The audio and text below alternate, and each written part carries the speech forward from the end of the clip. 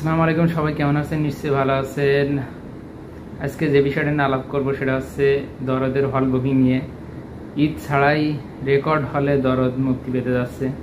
সাধারণত আমাদের দেশে ঈদে হলগুলো বেশি খোলে, ঈদ ছাড়া অন্য সময় হলগুলো বেশিরভাগ বন্ধ থাকে।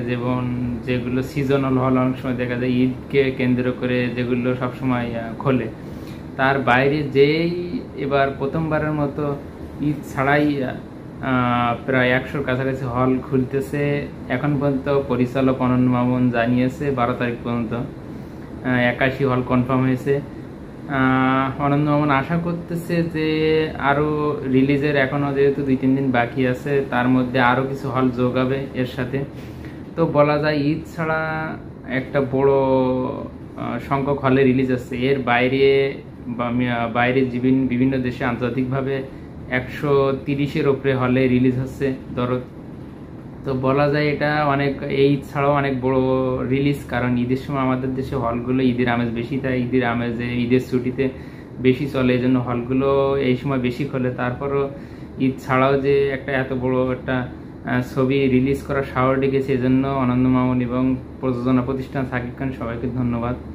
কারণ আমাদের দেশে বেশিরভাগ হল ঈদের জন্যই বেশিরভাগ খোলে।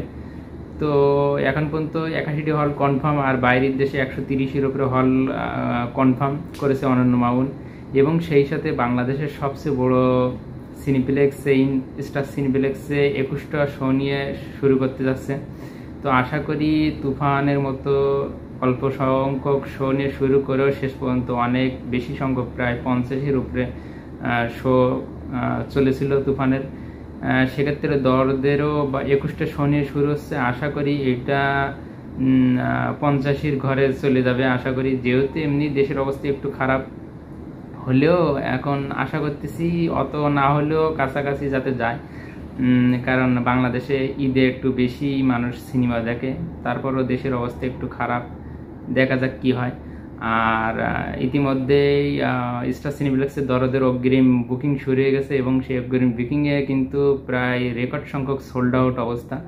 তো আশা করি ভালো কিছু হবে। সবাই ভালো থাকবেন, আল্লাহ হাফেজ।